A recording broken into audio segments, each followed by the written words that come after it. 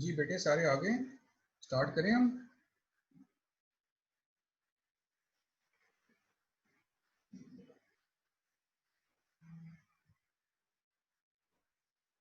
काफी बच्चों से पासवर्ड नहीं लग रहा।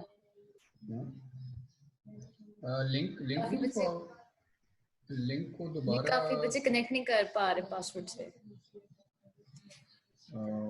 मैं इसका दोबारा इनविटेशन भेजूँ इनकी।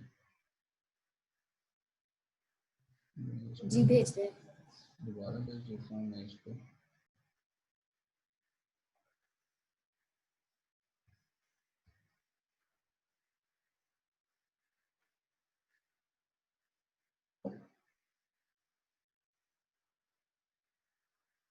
मैंने दोबारा भेज दिया है, वो बच्चे एक दफ़ा उसको देखूँ।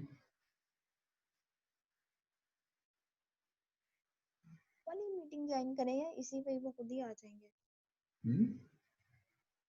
मैंने लिंक तो दोबारा दे दी है, यही इसी मीटिंग की लिंक है, वो उसको क्लिक करके दोबारा ज्वाइन कर लेंगे। जो जान गए वो तो ऑलरेडी।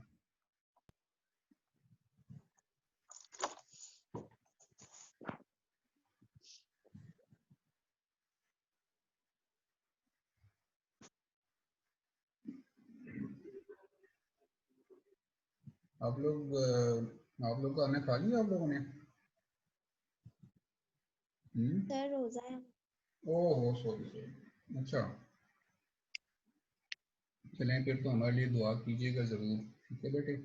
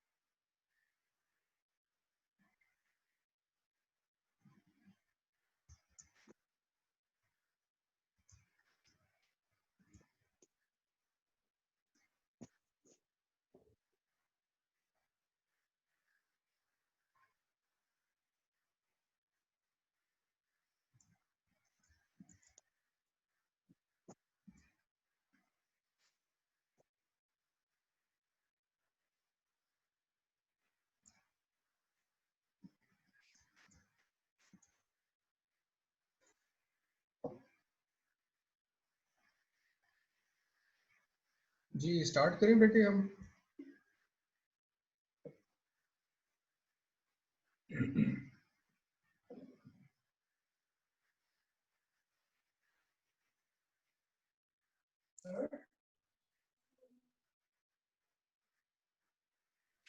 यस सर, आगे मैक्सिमम बच्चे अब करते हैं।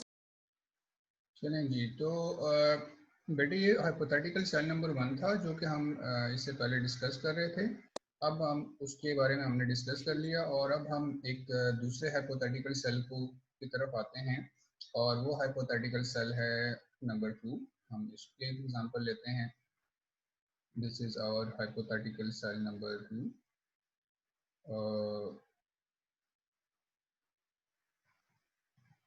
ये जनाब हमारे पास हाइपोथेटिकल सेल नंबर 2 है और देखें इस सेल के अंदर भी उस तरह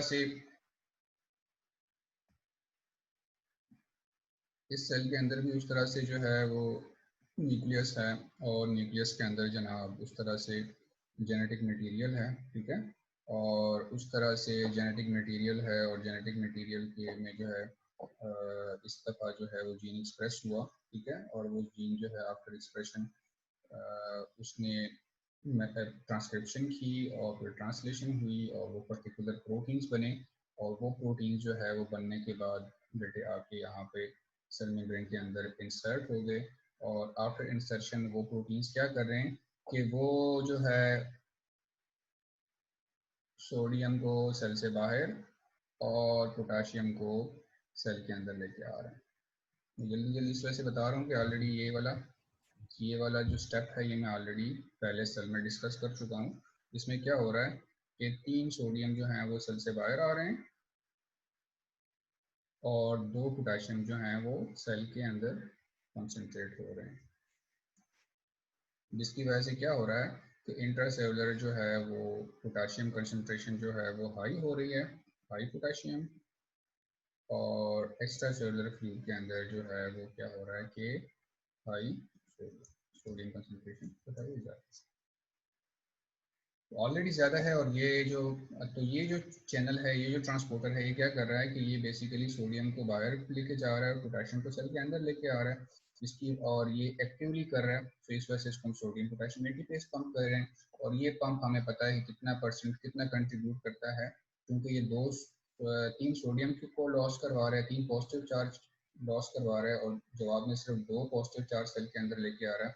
इस वजह से नेट जो है इलेक्ट्रोनेगेटिविटी यहाँ पे बन रही है और हमने यहाँ पे डिफाइन कर दिया कि सोडियम पोटेशियम एटीपेस पंप जो है ये इलेक्ट्रोनेगेटिविटी में कितना कंट्रीब्यूट करता है, सिर्फ -5 मिलीवोल्ट, ठीक है। चलें जी, अब हम आते हैं दूसरे स्टेप पे। दूसरे स्टेप में क्या हुआ जनाब कि दूसरे स्टेप में यहाँ पे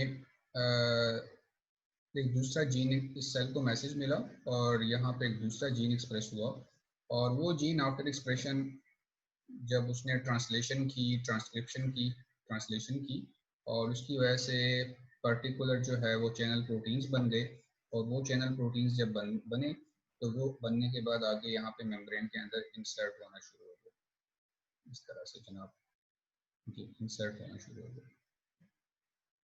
मज़े की बात क्या है कि ये जो चैनल प्रोटीन्स बने, ये चैनल प्रोटीन्स हैं इस दफ़ा सोडियम के लिए परमिएबल। जी लकीली लड़कों को मौका मिल गया कि उनके भी दरवाजे लग गए, ठीक है। और उनको भी अब तो ये जो चैनल्स प्रोटीन्स बन गए, these are now permeable only for sodium ions, ठीक है। नॉट और these channels are impermeable for potassium ions. अब जनाब सोडियम खुश है और वो आके यहाँ पे जनाब गेट के सामने आ गया, ठीक है। गेट के जैसे सामने आता है, जैसे चैनल्स के सामने आता है, सो इनिशियली क्या है, इनिशियली बेटे हमारे पास सिनेरियो क्या है कि सोडियम की कंसंट्रेशन जो है वो एक्स्ट्रा सेलुलर फ्लूइड में ज़्यादा है। अब जब एक्स्ट्रा सेलुलर फ्लूइड में कंसंट्रेशन ज़्यादा है तो कंसंट्रेशन ग्रेडियंट क्या करेगा, इस सोडियम की इनवर्ड मूवमेंट करवाने की कोशिश करेगा। कंसंट्रेशन ग्रेडियंट ज़्यादा है और इस कंसंट्रेशन ग्रेडियंट जो है वो इनवर्ड है, सो इसकी वजह से क्या होगा कि सोडियम जो है वो इनसाइड मूव करने की कोशिश करेगा, ठीक है। और स्टार्ट में क्या है कि जो इलेक्ट्रिकल ग्रेडियंट है वो भी फेवरेबल है, वो -5 मिलीवोल्ट है, सेल अंदर से माइनस इलेक्ट्रोनेगेटिव है, -5 मिलीवोल्ट है। वो इलेक्ट्रोनेगेटिविटी जो है वो भी स्टार्ट में फेवर कर रही है। पहली दफा ऐसा हुआ कि लड़कियों ने खुद ही जो है मौका दे दिया लड़कों को, ठीक है। अब जनाब सोडियम की इन्फ्लक्स शुरू हो गई। अब सोडियम बहुत खुशी खुशी जो है वो सेल के अंदर आना शुरू हो गया। अब जैसे जैसे जनाब पॉजिटिव चार्ज सेल के अंदर आ रहा है वैसे वैसे सेल जो है वो अंदर से इलेक्ट्रो पॉजिटिव होता जा रहा है। ठीक है, ये -5 से जनाब जो है वो 0 पे आ गया, 0 जो है फिर ये जो है -10 +10 पे चला गया, +20 पे चला गया। ठीक है, पॉजिटिविटी बढ़ती जा रही है, इलेक्ट्रो पॉजिटिविटी बढ़ती जा रही है, सेल जो है वो अंदर से इलेक्ट्रो पॉजिटिव होता जा रहा है, +40 पे चला गया। ठीक है, तो क्या हो रहा है जनाब, यहाँ पे सोडियम जो है वो पॉजिटिवली चार्ज आयन है, वो सेल के अंदर मूव कर रहा है, डिफ्यूज कर रहा है। इस डिफ्यूजन ऑफ सोडियम की वजह से मेम्ब्रेन पोटेंशियल चेंज हो रहा है। सो इस चेंज इन मेम्ब्रेन पोटेंशियल को, जो कि डिफ्यूजन ऑफ सोडियम की वजह से हो रहा है, इसको हम क्या कहते हैं, diffusion potential for sodium ions, या डिफ्यूजन पोटेंशियल सिंपल हम कह रहे हैं। And that's this diffusion potential, change in diffusion potential is due to the diffusion of sodium ions. ठीक है, अब जनाब क्या हो रहा है, जब सोडियम सेल के अंदर आ रहा है तो उसकी वजह से क्या है कि सेल के अंदर पॉजिटिविटी बढ़ रही है, इलेक्ट्रो पॉजिटिव हो रहा है। अब जब इलेक्ट्रो पॉजिटिव बन रहा है, सेल अंदर से इलेक्ट्रो पॉजिटिव हो रहा है, सो नेक्स्ट कॉन्फ़िगरेशन को अगर हम देखते जाएं साथ साथ, देखें नेक्स्ट कॉन्फ़िगरेशन क्या होगी कि इलेक्ट्रो कि इलेक्ट्रिकल ग्रेडियंट तो उतना ही है, इलेक्ट्रिकल ग्रेडियंट जो है वो तो उतना ही है, वो तो अलाउ कर रहा है सेल को कि सोडियम को कि वो सेल के अंदर मूव करे। लेकिन इस कम सेल के सोडियम के सेल के अंदर आने की वजह से नुकसान क्या हो रहा है, नुकसान हमारे पास जनाब एक हो रहा है, वो ये है कि सेल के अंदर पॉजिटिविटी बढ़ रही है। अब जो इलेक्ट्रो पॉजिटिव हो रहा है तो इसका मतलब ये है कि पॉजिटिव चार्ज सेल के अंदर आ रहा है, और अगर अंदर सेल की पॉजिटिविटी बढ़ रही है तो हमें पता है कि सिमिलर चार्जेस जो हैं वो एक दूसरे को रिपेल करते हैं। तो आहिस्ता आहिस्ता क्या होगा कि जो इलेक्ट्रिकल ग्रेडियंट है, जो अपोजिंग फोर्स के तौर पे बन रही है, वो भी आहिस्ता आहिस्ता इंक्रीज होती जा रही है। ठीक है, एक पॉइंट ऐसा आता है कि ये जो इलेक्ट्रिकल ग्रेडियंट है ये इस केमिकल ग्रेडियंट को बैलेंस कर जाता है, और उस पर्टिकुलर पॉइंट पे जहाँ पे इलेक्ट्रिकल ग्रेडियंट केमिकल ग्रेडियंट के इक्वल हो जाता है, जहाँ पे जिस पॉइंट पे further net flow of sodium ion जो है वो 0 हो जाती है, although these channels are still permeable for sodium ion, that particular point is known as equilibrium potential for sodium ion या nurse potential for sodium ion। ठीक है, so nurse potential या इक्विलिब्रियम पोटेंशियल वो पर्टिकुलर पॉइंट होता है जहां पे net flow जो है वो सोडियम आयन की वो स्टॉप हो जाती है। क्यों स्टॉप हुई है, because the both the forces become equal. ठीक है, तो अब हम इस चीज में इंटरेस्टेड हैं कि इक्विलिब्रियम पोटेंशियल सोडियम आयन के लिए कितना होता है। वो होता है मेरे बेटे 65 मिलीवोल्ट। कि जब सेल अंदर से +65 मिलीवोल्ट इलेक्ट्रो पॉजिटिव हो जाता है, उस पर्टिकुलर पॉइंट पे ये दोनों फोर्सेस बैलेंस कर जाती हैं, और फिर फर्दर नेट फ्लो जो है वो पॉसिबल नहीं। ठीक है, इस पर्टिकुलर पॉइंट को बेटे कहते हैं, या इस पर्टिकुलर मेम्ब्रेन पोटेंशियल को हम कहते हैं इक्विलिब्रियम पोटेंशियल फॉर सोडियम। ठीक है, अब क्या हुआ, अब ये हमारे पास दो हाइपोथेटिकल सेल्स को मैंने आपको डिस्कस कर लिया यहाँ पे, हाइपोथेटिकल सेल नंबर 1 और हाइपोथेटिकल सेल नंबर 2। अब ये ये सारा करने के बाद साइंटिस्ट ने क्या किया कि बॉडी के अंदर जो डिफरेंट टाइप्स ऑफ सेल्स हैं, डिफरेंट टाइप्स ऑफ सेल्स, उनको लिया, वो सेल्स जो कि रेस्टिंग पोजीशन में थे, रेस्टिंग स्टेज में थे। ठीक है, सारे सेल्स बॉडी के डिफरेंट टाइप्स ऑफ सेल लिए जो कि रेस्टिंग स्टेट में थे, और उनके अंदर जो उनका जो पोटेंशियल डिफरेंस है उन्होंने वो कैलकुलेट किया, उनका जो मेम्ब्रेन पोटेंशियल है वो उन्होंने कैलकुलेट किया by using a volt meter. उन्होंने वोल्ट मीटर अप्लाई किया, उसका एक एंड जो है वो बाहर रखा, न्यूट्रल एंड, और जो इसका पॉजिटिव एंड है उसको वो सेल के अंदर लेके आए।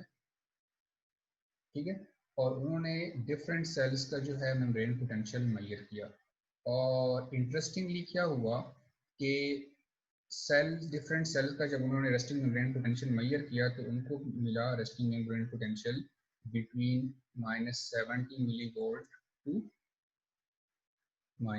90 मिलीवोल्ट। रेस्टिंग सेल्स का रेस्टिंग मेम्ब्रेन पोटेंशियल जब साइंटिस्ट ने मेजर किया तो उनको पता चला कि जो डिफरेंट सेल्स थे उनका रेस्टिंग मेम्ब्रेन पोटेंशियल इस रेंज के अंदर था, किसी का -70 था, किसी का -80 था, किसी का -90 था, ठीक है। सो यहाँ पे उन्होंने कंक्लूड किया कि जो रेस्टिंग मेम्ब्रेन पोटेंशियल है सेल्स का वो तो -70 से -90 मिलीवोल्ट होता है। अब मेरा आप लोगों से सवाल मेरा ये है कि ये जो रेस्टिंग मेम्ब्रेन पोटेंशियल है -70 से -90 मिलीवोल्ट, ये पोटाशियम इक्विलिब्रियम पोटेंशियल के ज्यादा नजदीक है या सोडियम इक्विलिब्रियम पोटेंशियल के? जी बताएं बेटे। This resting membrane potential is more near to the potassium equilibrium potential और सोडियम इक्विलिब्रियम पोटेंशियल? जी कौन बताएगा? शाबाश बताएं। ये रेस्टिंग मेम्ब्रेन पोटेंशियल जो है this -70 to -90 millivolt resting membrane potential, ये पोटाशियम इक्विलिब्रियम पोटेंशियल के ज्यादा नजदीक है या सोडियम इक्विलिब्रियम पोटेंशियल के ज्यादा नजदीक है? जी पोटेशियम पोटाशियम इक्विलिब्रियम के पोटेंशियल, बिकॉज देखिए -85 is very much near to the -70 और -90 मिलीवोल्ट। इसका मतलब ये है कि यहाँ से हमें एक चीज कंफर्म हुई इस एक्सपेरिमेंट से कि जो सेल का रेस्टिंग मेम्ब्रेन पोटेंशियल है ना, that is due to this potassium. इसका मतलब ये है कि ये जो पोटाशियम का इक्विलिब्रियम पोटेंशियल है, this basically contributes towards the resting membrane potential of the cell. इसका मतलब हम ये कह सकते हैं कि जो पोटाशियम लीकी